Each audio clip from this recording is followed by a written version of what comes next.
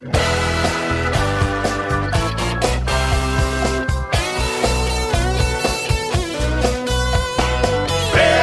is coming, don't stand in the way. FairTax is coming across the USA. FairTax is coming, clean up this mess. We got to get rid of the IRS. Hey, hey! Hey, hey! Hello and welcome once again to FairTax Power Radio. I'm Bob Paxton. And I'm Ron Malero. And we are The FairTax guys. And we've got a blast from the past for you today. We've been talking about the problems with the current income tax. And that's putting it mildly. And we have described them in excruciating detail in the last two episodes. So we have a good idea of the many problems of this current income tax. What do you think one of the founding fathers would think about it? I bet he wouldn't like it much. Yeah, I think you're right. Well, it just so happens that the president of our national organization, the national organization is the Americans for Fair Tax. Steve Hayes is the president of that organization. He and another fellow by the name of Charles Adams, both of whom have been studying and discussing and writing about switching to a consumption tax for many years. About 20 years ago or so, they wrote a short story, Would Thomas Jefferson Think We Are Free? And some time ago, I had a printout of that, and I gave it to Bob here after one of our recording sessions. And the next thing I know, he shoot me an email and said, I'm going to write a radio play based on that short story. And he did. And because Bob knows other radio guys here in Ocala where we live, we were able to put together a very nice production of Would Thomas Jefferson Think We Are Free? Who'd you get to help us out there, Bob? We got my buddy Mel Turner, who I've known for quite a while, is going to play the character of George Morgan, who is just, Joe average taxpayer who's pulling his hair out over the fact that the government's in his personal finances, and he's got to fill out all these income tax forms and stuff like that. And then our buddy Chip Morris, who used to have a radio talk show here in town and is now working with the Civic Theater, plays the part of Thomas Jefferson, and yours truly is the Rod Serling narrator here. Yeah. And plus, these guys also are very familiar with the fair tax. So they do a terrific job. I think this production of Would Thomas Jefferson Think You're Free is a very good professional type production. So let's get right into it. Let's listen to Would Thomas Jefferson Think We Are Free?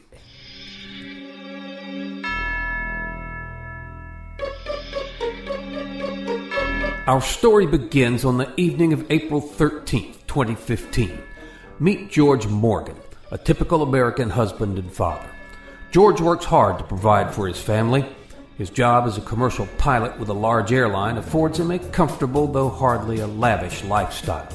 He's just finishing dinner when there's a knock at the door. Who could that be? We're not expecting company tonight. George strides quickly across the room and opens the door. Standing there is a tall, slender man with longish red hair, wearing what looks like some kind of costume. The stranger has on a long blue coat over a white vest and white pants, black shoes, and a large brass belt buckle. He reminded George of the characters in the John Adams special he'd just seen on HBO. For a moment, George considers slamming the door and calling the police, but something about the man's relaxed, confident manner stops him. May I help you? Hello, I'm Thomas Jefferson. Thomas Jefferson? Really?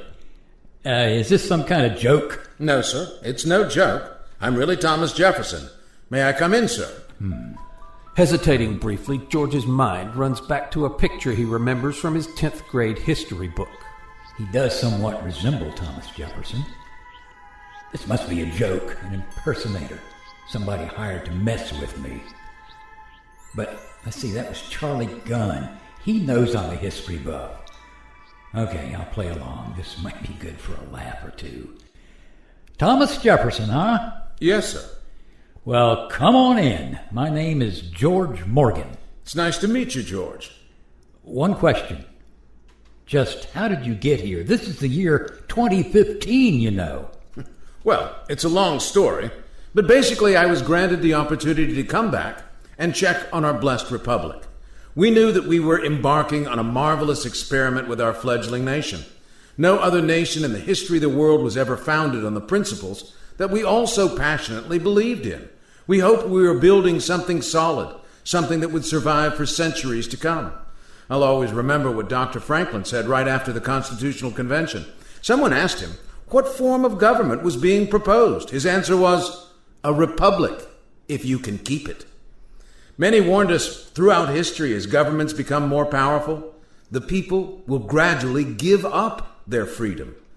The great Frenchman Alex de Tocqueville may have said it best. Society will develop a new kind of servitude which covers the surface of society with a network of complicated rules through which the most original minds and the most energetic characters cannot penetrate. It does not tyrannize, but it compresses, enervates, extinguishes, and stupefies a people until each nation is reduced to nothing better than a flock of timid and industrious animals of which the government is the shepherd. We were so determined to prove him wrong. We were determined to build a nation that valued liberty and individual freedom above all else, a place where government served the people, not the other way around. It's been a dream of mine for more than 2 centuries to come back and see how well it's all held up over time. Hey, you're pretty good. You've almost got me convinced that you were actually there back then. Sir, I was there. This is not a joke. I am Thomas Jefferson. Oh, okay, if you say so. Well, we're still here, but I think you're going to find that de Tocqueville was a lot closer to being right than you might want to believe. It's a very different country today than it was in the beginning. Indeed. Things do look a lot different. It's rather amazing that I haven't seen one single horse here. How do you people get around?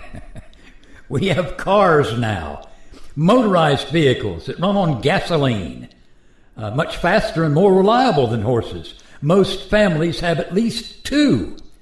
But if you really want to see something amazing, I'll take you out to the airport and show you a jet airplane.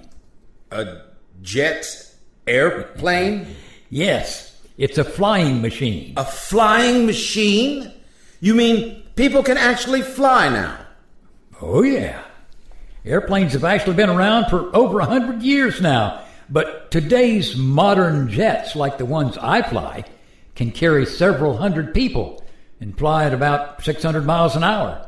You can get from Boston to Paris, France, in about 7 hours today. 7 hours? In 1784, that trip took me an entire month. Well, you'll find that we've made a lot of progress in 200 years. George and Thomas continue their conversation about all the technological progress that's been made over the past 2 centuries.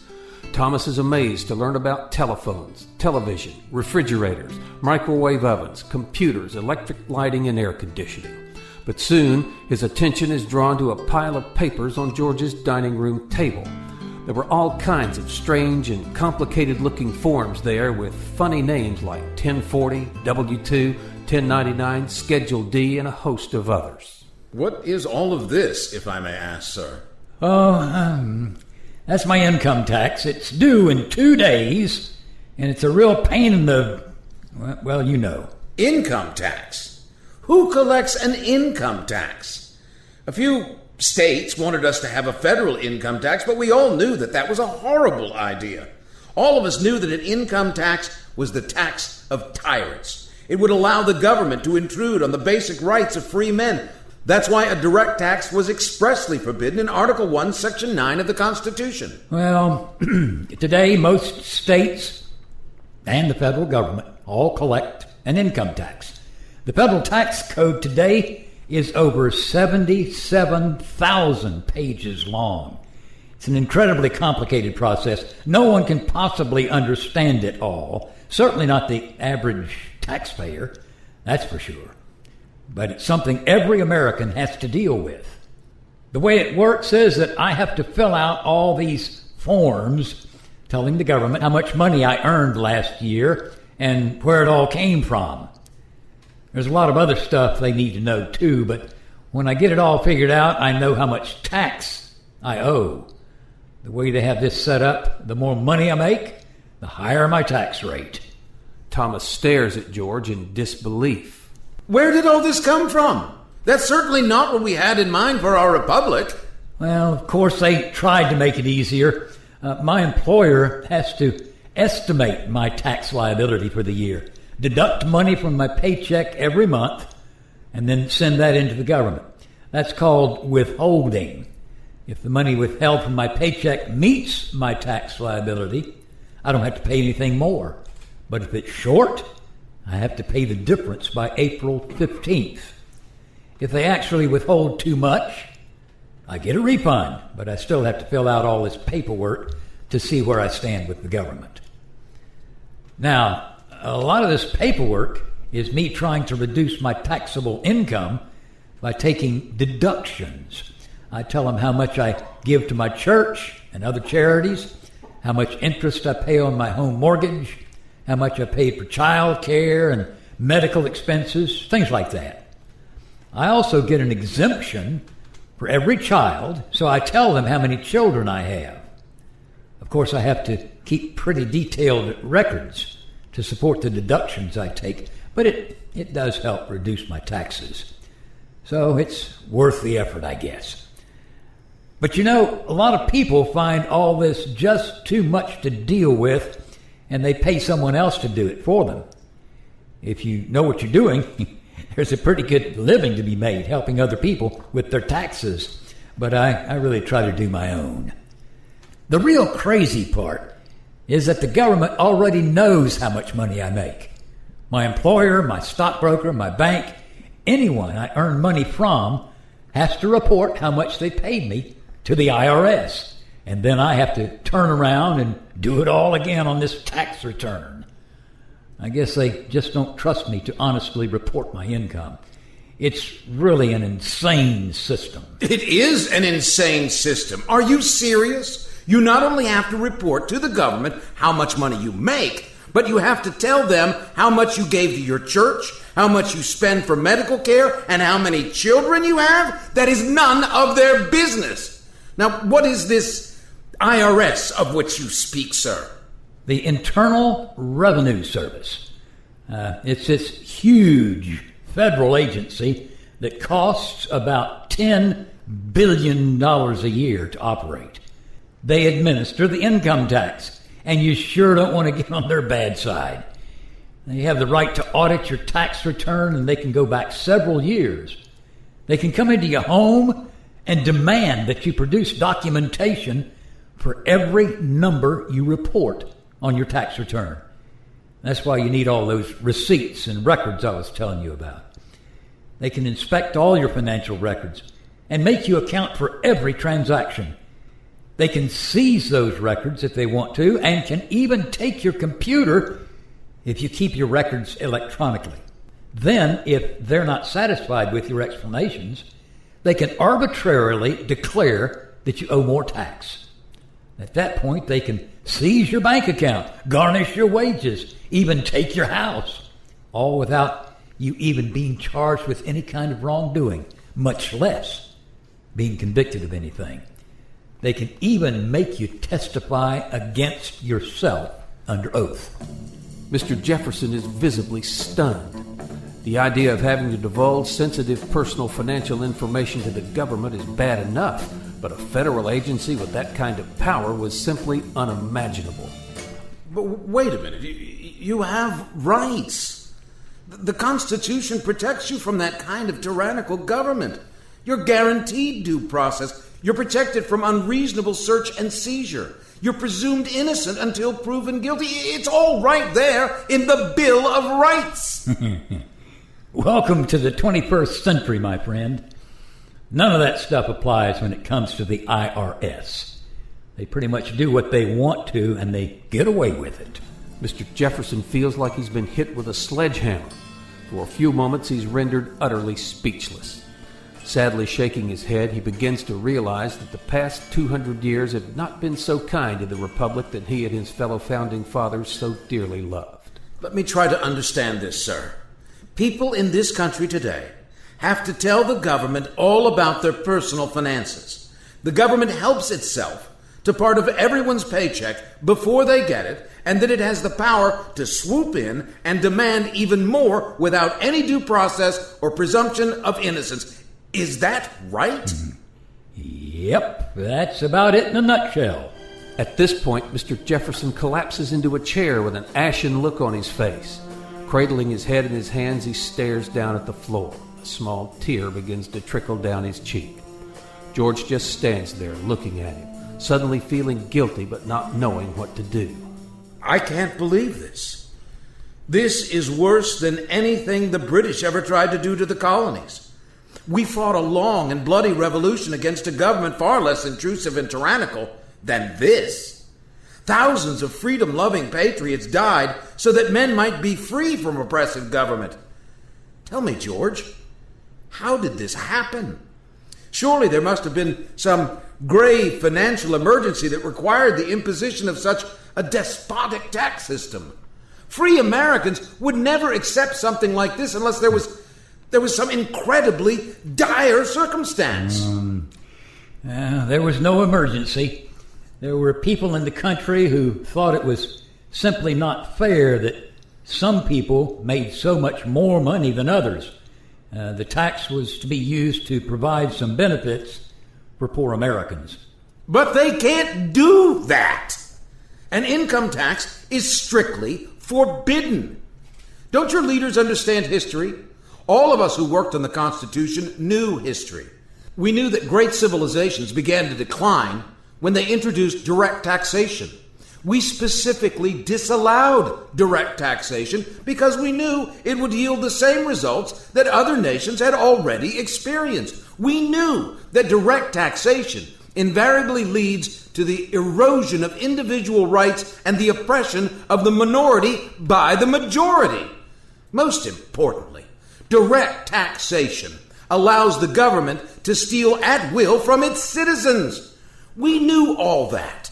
We knew all that. So we wrote provisions into the Constitution to be sure that that would never happen here. Have today's Americans forgotten history? I guess we have. As I said, in the early 1900s, there were people pushing for an income tax as a way for the government to provide some benefits to poorer Americans. They promised that it would be just a small tax on a very small number of people. Only the richest of the rich would have to pay it, and they could easily afford it. The people saw no reason to oppose a tax that didn't affect them. In fact, most were actually quite happy to see the government take money from the rich. Economic justice, they called it. So they amended your Constitution. The 16th Amendment was ratified in 1913, and that amendment gave the federal government the right to collect an income tax. I guess no one imagined how big, how cumbersome, and how intrusive it would become. Those fools! How could they have been so blind to history? How could they not see what an income tax would become and what it would do to the people? Yeah, they sure made a mess. Not only has the income tax grown into a horrible monstrosity that no one understands, the country's now $18 trillion in debt. And it's getting worse by the day, and there's no end in sight. $18 trillion in debt? How did that happen? I remember exactly what I said back in 1789.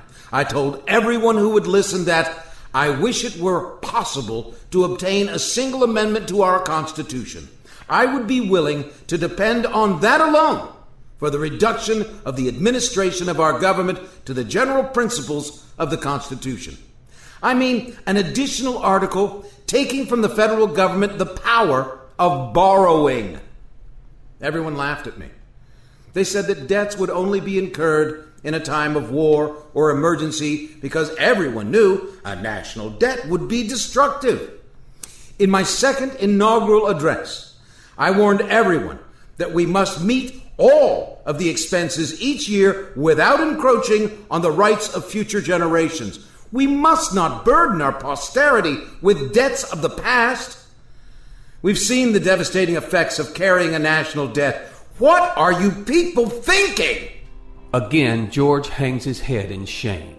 He's keenly aware of Jefferson's probing eyes looking up at him, pleading for some kind of sane answer, and George simply doesn't have one. By now, he can no longer stand to even look his visitor in the eye. Staring straight down and shifting about nervously, George offers a meager excuse. I guess everyone got so busy with their own lives, they just quit paying attention to what the government was doing. Of course, this didn't happen all at once. It was phased in little by little over time. There were a few people who did notice what was happening and tried to sound a warning, but they were largely dismissed as kooks and alarmists. Looks like they were right. If only we had just paid more attention.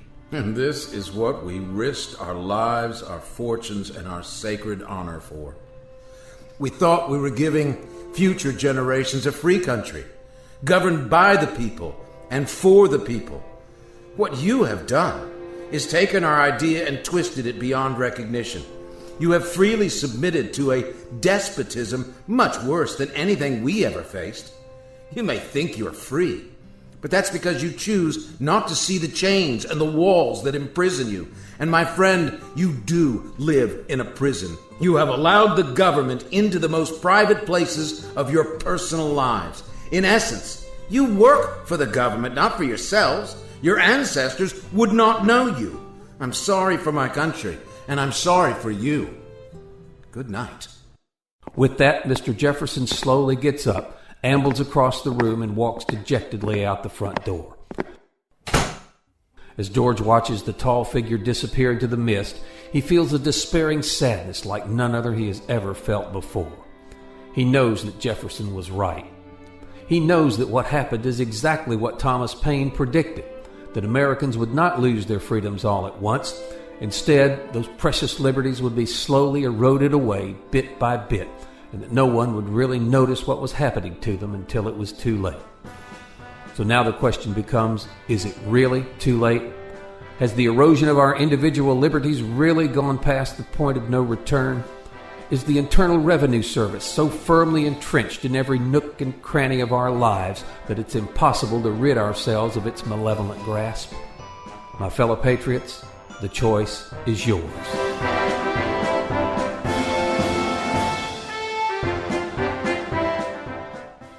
Most profound. That was an excellent piece of writing, if I may say so. Well, it was based on a great little short story. Bob wrote the script. All right, we had a couple of suggestions for here and there, and then we've got some local talent, some experienced radio people that also have acting skills and are knowledgeable about the FairTax and are passionate about what's happening to us. So all together, and the Rod Serling was great. I just love the touch of the Rod Serling there. That was fantastic, and the background music and so forth. But it's all for a point, folks. It's all for a point. The 2 episodes prior to this, we spelled out in great detail the problems with the current tax system. And the Founding Fathers knew that from day one. Yeah. And there's no question in my mind, if one of the Founding Fathers came back, this is what they would think. What we have done to ourselves, and we've done it little by little, drip by drip, but this is a tyrannical system, and we deserve better. We deserve better, our children deserve better, our grandchildren deserve better.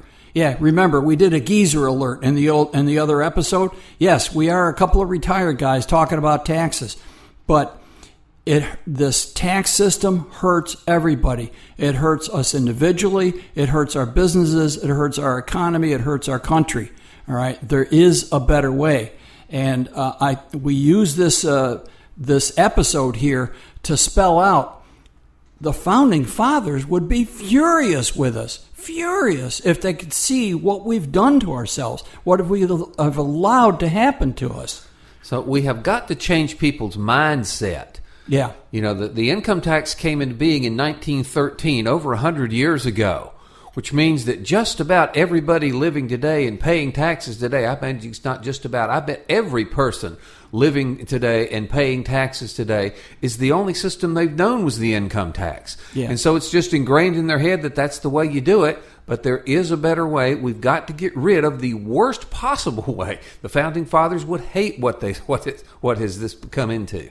And the alternative we're talking about is so simple, and that's what we're going to do in subsequent episodes. We're going to explain the details of the fair tax and so forth, spell it out in great detail, and finish explaining, or continue to explain why it's so much better than what we have and what we need to do to get it. So what do we need to do to get this, Bob? We need to repeal the 16th Amendment to start with, because that's what the Founding Fathers, Jefferson and them, wrote into the Constitution that said we cannot have an income tax. That's a bad idea. It's not going to work. They were learned men. They had seen what happened in other societies around the world when they were writing the Constitution. So we have got to get rid of the 16th Amendment to start with. Absolutely. And to do that and to pass the fair tax, we have to work on Congress. All right? There's two things we have to do.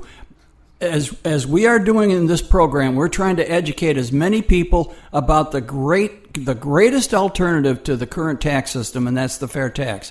Educate as many people as possible. Yeah, get them to go. Get them to realize that there is an alternative. Yeah, most of them don't think there is. Yeah. Some people have just gotten too used to the income tax. So let people know there is a viable alternative that has a lot of research behind it, over $20 million, and to get them to help us. BigSolution.org. Go to BigSolution.org. There's 4 buttons there. Start with the connect button, and you put in your name and address and so forth, and you connect with the Americans for Fair Taxation. And then continue from there. I'll just leave it at there. Go to FairTax.org. Become a member there also, and contribute. All right. There is actually... let me flip back to BigSolution.org, because there is a contribute button. The other thing is we have to work on the members of the Ways and Means Committee. We now have you might say, a good friend in the Ways and Means Committee, and that is the new chair of the Ways and Means Committee, Kevin Brady. He has been a Fair Tax co-sponsor since the first day it was introduced back in 99. Yeah, get that, 1999. This idea has been around for over 15 years. It's died in committee every year because we the people are not lighting a fire under our Congress critters and saying, hey, we're sick of the income tax. There's a better way to do it. Get her done. But this is the time we're going to get it. We've got our friend in the Ways and Means Committee, the most important committee when it comes to finance, all right? But we've got to convince the other members of the Ways and Means Committee that it is the way to go. We're going to do this year, folks, and next year when we get a new president, the Congress is going to submit a new tax plan, a substantially different tax plan.